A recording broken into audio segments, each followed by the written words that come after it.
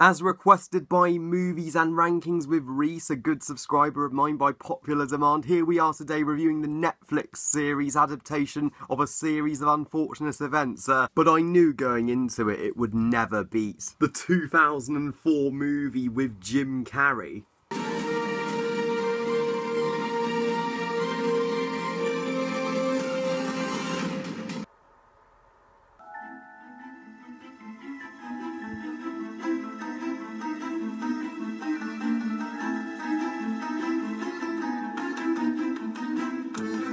A series of unfortunate events, the Netflix TV show, which is a adaptation of the book series of the same name. So a series of unfortunate events tells the story of three kids. Their house is mysteriously burnt down, causing the tragic, untimely death of their parents, so they are forced to live in the care of a ruthless and creepy actor known as Count Olaf, who forces them to do whatever the hell he wants them to, and even threatens their lives if they do not obey, and it leads to well, a series of unfortunate events. There we have our show.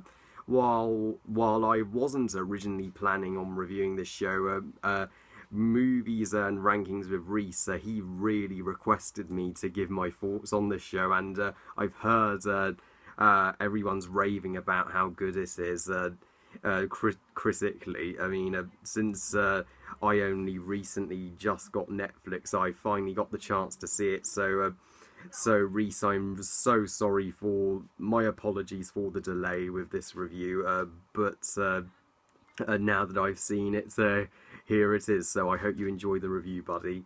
And I overall have to say I like this show, but I'm not crazy about it as everybody else seems to be. I really prefer the 2004 movie, as I stated in the opening. That 2004 movie adaptation with Jim Carrey as Count Olaf, that is a terrific movie. I can still watch that today. It was a big part of my childhood, and Jim Carrey just is Count Olaf. I mean, I still love Neil Patrick Harris as Count Olaf. He does his own take on the character, but he just can't top Jim Carrey. Jim Carrey was perfect for that role, because Jim Carrey often does well, crazy, fascinating roles, just as he did with The Grinch. So I'll review the 2004 movie sometime, but for the time being, let's talk about this show. I'm probably going to be more critical of it than most, but I still think it's a solid adaptation of the book series. I do remember the book series when I was a kid, even though I never had the desire to read the books. It was the 2004 movie that made me a series of unfortunate events fan. This is only the first season. They've confirmed a second, and it adaptates the first 4 books of the 9. And each episode is in 2 parts. You have The Bad Beginning Part 1 and Part 2, The Reptile Room Part 1 and Part 2, The Wide Window Part 1 and Part 2, and you guessed it, The Miserable Mill Part 1 and Part 2. So it's a really faithful adaptation to the books. It makes sure to include anything not to disappoint the fans, of course. The show looks fantastic from a production standpoint. It gets the gothic atmosphere of the books just right, though the 2004 movie does look better. I will give that the edge. As it is a movie, it's obviously going to have these superior budgets, but for a show, it still looks so gothic and glamorous. Neil Patrick Harris as Count Olaf, as I mentioned, is no Jim Carrey, but I don't think he's trying to be. He just makes the character his own, and still does a splendid job of making Count Olaf seem creepy, intimidating as hell, as well as convincing us he's dangerous and will stop at nothing to get his hands on the Baudelaire fortune, even if it does mean threatening these poor kids. Yeah, the kids are all great. I mean, these kid actors should be praised for fantastic performances, and not every kid gets the honour of working with an actor like Neil Patrick Harris. And yeah, I love all three of the kids, Violet, Clueless, and Sunny.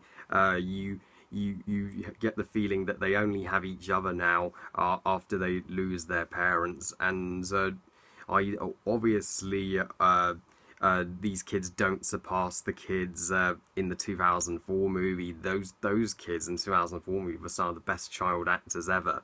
But these kids, they're worthy successors at least, and I felt so bad for them just having to stay with this guy, this creep. He's such a bastard. He is not afraid to threaten to kill them if they don't do as he commands. I mean, I was screaming, somebody lock this guy in an asylum for child abuse, but luckily these kids, they know every trick in the book.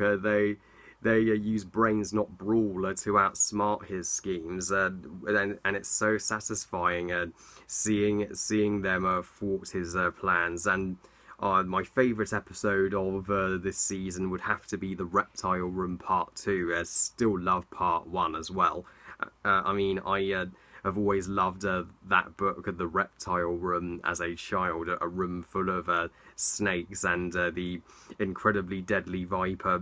That is a force to be reckoned with. I can imagine living in a room with these guys. So cool. But now, guys, let's get into my flaws with the show, because I still enjoy it, but are there flaws? Yes, there are.